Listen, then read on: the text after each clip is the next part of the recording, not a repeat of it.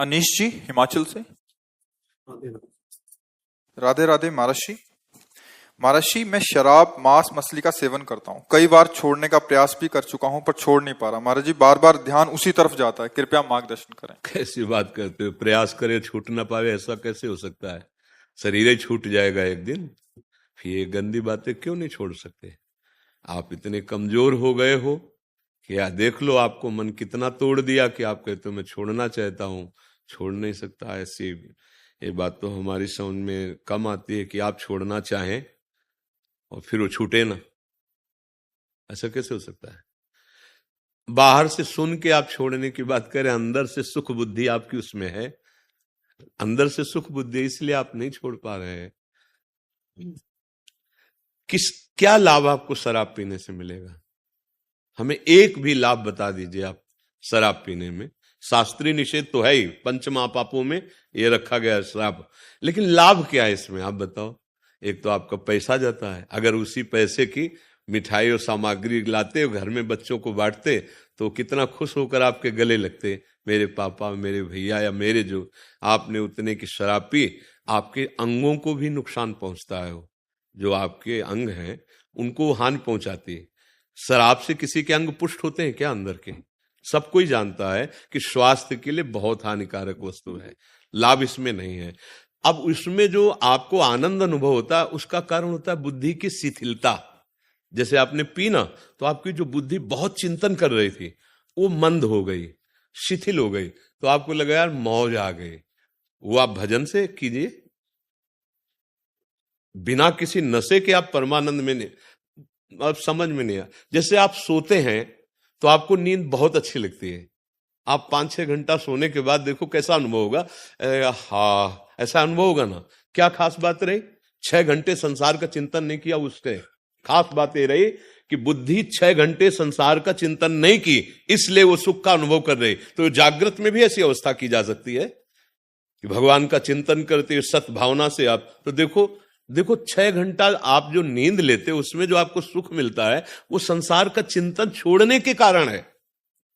आप 6 घंटे संसार के चिंतन से रहित रहे तो आपको लगा हाँ, और इंद्रियां बलवान हो गई, चेतना नई जागृत हो गई। और अगर ये ऐसा जागृत में हो कि असत चिंतन संसार का हो ही ना, तभी तो चलते फिरते उठते बैठते महात्मा समाधि में कहा जाता है, क्योंकि भगवान के चिंतन में रहता है।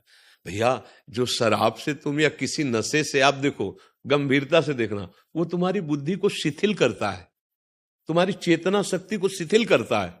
तो तुम्हें लगता है कि बहुत मस्त है। जहां तुम्हें हाथ रखना चाहिए रखने के सामर्थ्य नहीं, जहां पैर रखना चाहिए वहां रखने के सामर्थ्य नहीं, जो तुम्हें बोलना चाहिए बोलने के सामर्थ्य नहीं, तुम्हारी सामर्थ्य को वो दबा दिया। तो तुम उसको क्या मानते हो कि वो बड़ा मौज आ गई, बड़ी मस्ती आ गई। नहीं, आप लोगों ने तो देखा होगा, हमने यहाँ देखा अपने वृंदावन में, जब रात्रि में आ रहे थे तो एक छोटी सी नाली थी और एक भैया जी यही पान किए हुए थे, तो अब वो नाली को ऐसे देख रहे जैसे समुद्र पार कर ला। बार बार पैर ऐसे उठाते फिर ऐसे करते, आखिरकार वो छोटी सी नाली में उसी में गिर गए। अब बताओ क्या ये सुख है सर आपका? जहां हम पैर रखना चाहते हैं वहां रखने की सामर्थ्य नहीं, जो हम बोलना चाहते हैं बोलने की सामर्थ्य नहीं, वो हमारी चेतना शक्ति को दबा रहे। कोई भी नशा होता है वो हमारी चेतना शक्ति को बढ़ाता नहीं है, वो दबाता है। आप किसी भी नशेबाज को देखिए, आप वो चेतना शक्ति को लुप्त, तो आप ऐसा नाश क्यों कर रहे हैं? अच्छा, जैसे मांस की बात है, लोगों का ये कहना होता है कि भाई मांस से हमारे को बल मिलता है। नहीं भाई, तुम्हारे को मांस से बल नहीं मिलता है, तुम्हारी एक भावना बन गई है, दूसरे के शरीर को काट कर खाकर तुम बलवान और प्रसन्न हो सकते हो, ऐसा नहीं। हाँ, दो हो सकते हैं, या तो हिंसक पशु या राक्षस। आप दोनों में से अगर कोई है तो हमारी कोई बात ही नहीं है आपसे। अगर आप राक्षस नहीं हैं और आप हिंसक पशु नहीं हैं तो फिर ये नहीं। आपके संयम में जितनी ताकत है उतनी ताकत किसी भी खाद्य पदार्थ में नहीं है। संयम से रहिए, और नमक रोटी भी खाएंगे ना आप तो आप पुष्ट रहेंगे, आप प्रसन्न रहेंगे, आप मुस्कुराते नजर आएंगे। अभी बेचारे दीनहीन पशु पक्षी, मालूम मुर्गा है, ये सब अभी तो राक्षसी भाव है हमारी समझ में। आप अपने लिए बहुत हानि का कार्य कर रहे हैं। अच्छा, अब जैसे वे विचार है, तो आपने जो पाणी ग्रहण किया वो तो धर्मयुक्त है, तो शरीर तो वही है ना भाई। रूप का चमड़ा अलग अलग हो सकता है, लेकिन बनावट शरीर की तो वही है ना। तो अगर विवेक से देखो, अगर तुमको वहां सुख नहीं मिल रहा तो तुम्हें पापाचरण करने में कहां सुख मिल जाएगा, क्योंकि शरीर तो वही है ना, अंग तो वही है ना। तो मन को अगर हम शांत रखकर अपनी पत्नी को अधिक से अधिक प्यार करें या अपने पति को अधिक से अधिक प्यार करें तो गृहस्थी बड़ी सुख भरी हो जाए और धर्मयुक्त है, कोई उसमें पाप है नहीं, बड़ा मंगलमय जीवन। पर मनीराम को न समझाने के कारण अब उसमें सुख तो है नहीं, जो हमारी चाह है, हमारी जो चाह है सुख की, वो वहां है नहीं। अब हम बदलने लगते हैं, इस शरीर से उस शरीर, इस शरीर से तो ये जो पापाचरण चल रहा है, अब इसके बाद कहो कि हमारा मन भयभीत रहता है, हमें सुख नहीं मिलता है, हम डिप्रेशन में जा रहे हैं, हम जो चाहते हो कर नहीं पाएंगे। तो कैसे कर पाओगे? तुम तो जो वो किए बैठे हो जो तुम्हारा नाश करने के लिए तैयार है, तुम्हें दुख देने के लिए तैयार है। तो इसलिए हमारी प्रार्थना है, अभी अवसर है, अभी संभाल लीजिए अपने आप को। ये शराब, ये मांस, ये सब सच्चाई से, ईमानदारी से, गुरु कृपा बल से चल रहे हैं। कोई पापाचरण, कोई गंदी बात, कोई छल कपट, कोई नाटकबाजी नहीं। हर समय हृदय आनंदित रहता है, क्योंकि प्रभु साथ है ना। अच्छा, मरने का भय लगता है तो हम उसके लिए तैयार हैं, क्योंकि जिससे जो भयभीत करने वाली बातें हैं वो गुरु कृपा से है नहीं। तो लगता है शरीर छूटेगा, और जिसके लिए जीवन भर भजन किया उसके पास जाना है, तो डरना क्या यार, उनके पास जाना है ना हमें। तो हमें डर है नहीं इस बात का। तो ये हम बातें इसलिए आपको बताते हैं कि ये आप भी तो धारण कर सकते हो। बिल्कुल नहीं भाई, हमारी प्रार्थना मानिए, छोड़ दीजिए, नहीं तो फिर प्रकृति आगे दंड देगी, तब आप छोड़ देंगे। छोड़ना तो सब कुछ यहां पड़ेगा ही, तुम कुछ छोड़ो या ना छोड़ो, सब कोई तुम्हें छोड़ रहा है। देखो, बाल्यावस्था छोड़ के जवानी आई, जवानी छोड़ के बुढ़ापा की तरफ, कुछ पकड़ पा रहे हो क्या? सब छोड़ रहा है ना तुम्हें। तो अगर पहले से छोड़ दोगे तो बुद्धिमान हो जाओगे, भगवान को प्राप्त कर लोगे। जैसे कोई चद्दर हमारा छीनेगा, हमें पता है गेट के बाहर, तो हम पहले उतार के हाथ में रख लेते हैं, ये ले लो भाई, झगड़े की जरूरत नहीं। तो माया छीन लेगी। सुत बनितादि जान स्वार्थ रथ, ना करु नेह स्तभीते, अंत ही तो ही तजेंगे पामर, तू न तजय वहीं ते, मन पचित ही है अवसर बीते। गोस्वामी तुलसीदास जी कह रहे हैं। तो पाप कर्म काहे कमा के जाओ, ये खेती है मनुष्य जन्म। आप नारायण बन सकते हो, आप भूत बन सकते हो, आप मनुष्य बन सकते हो, आप नाली के कीड़ा बन सकते हो। आचरण, आचरण, आचरण तुम्हारा अगर सही है तो सच्ची मानो, बिना कोई सुख सामग्री नहीं, पर हृदय आनंदित रहेगा। और आचरण सही नहीं तो जलोगे। बड़ा पुण्य किया महाराज नहुष ने, और बड़े यज्ञ किए तो देवराज इंद्र पदवी मिली। देवराज इंद्र पदवी कोई छोटी मोटी थोड़ी, त्रिभुवन का स्वामी है। अब नशा चढ़ा पद का भी नशा होता है ना। को नर अस जन्मा जगमा ही, प्रभुता पाई जाय मदना। अब उनको लगा हम त्रिभुवन पति, हमारी आज्ञा सब। तब उन्होंने कहा कि भाई देवराज इंद्र जो पूर्व थे उनकी पत्नी सेवा में आवे।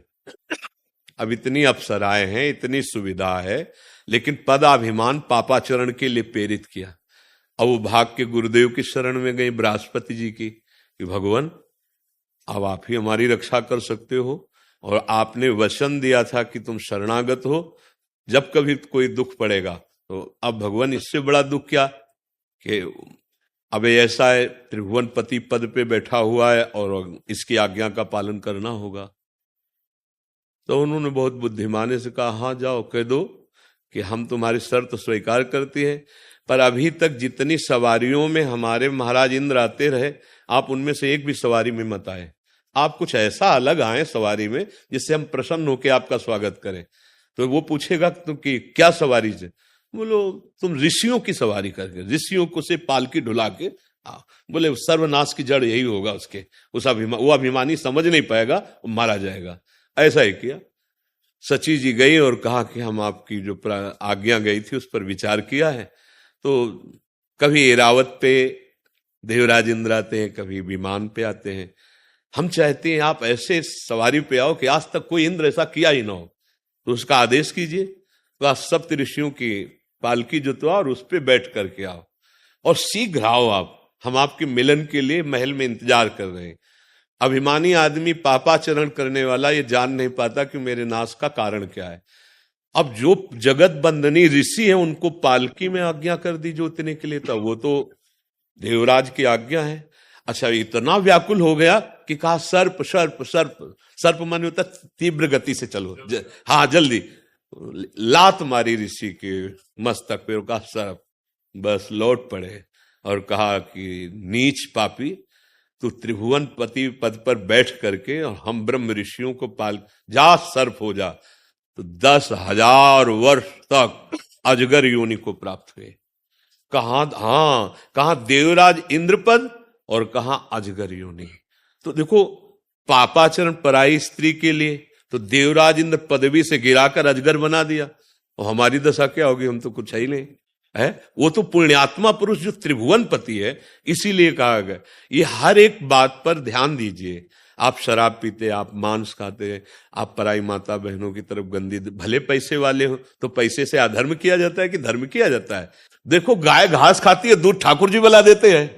उनको दूध चाहिए क्या? उनको रबड़ी चाहिए क्या? उनको नारियल चाहिए क्या? यार, उनको तुम्हारी पवित्रता चाहिए, तुम्हारा प्यार चाहिए। जैसे आप 1 किलो सेव लिए और घर में गए और अपने 4 बच्चे, और चारों बच्चों को दे दिया। अब एक बच्चा दौड़ के आया तुम्हारी गोद में बैठ के और तुम्हारे मुंह में पवाने लगा, अब तुमको कैसा लगेगा? दिया पापा ने ही है, पर पापा को जब पवाया तो पापा क्या करेंगे? उस सेव को अपने हाथ में ले लेंगे, उसको गोद में बैठा लेंगे और स्वयं पवाएंगे। ऐसा ही भगवान का भोग लगता है। तो दियम वस्तु गोविंदम, तो आपने दिया है प्रभु, आपको समर्पित है, वो बात अलग हो गई। ऐसा नहीं कि तुम पापाचरण करो और फिर भगवान को भोग लगा दो, या मंदिर में जाके नारियल चढ़ा दो, या धूप बत्ती अगरबत्ती। जितनी सुगंध है भगवान के श्री अंग की सुगंध के 1 अंश के बराबर भी नहीं। उसमें तुम्हारा जो भाव है कि प्रभु आप प्रसन्न हो जाओ, तो वो अपनेपन से प्रसन्न होते। नाम जब करो, किसी से आशीर्वाद मांगने की जरूरत नहीं। ये गंदे व्यसन छोड़ो, खुद देखो परमानंद में प्रभु तुम्हारे हृदय में बैठे हैं। भगवान कोई लोभी लालची व्यक्ति थोड़ी है कि माल छलाओ तो तुम्हारी तरफ और माल ना छलाओ तो तुम ऐसा ले ऐसा ले।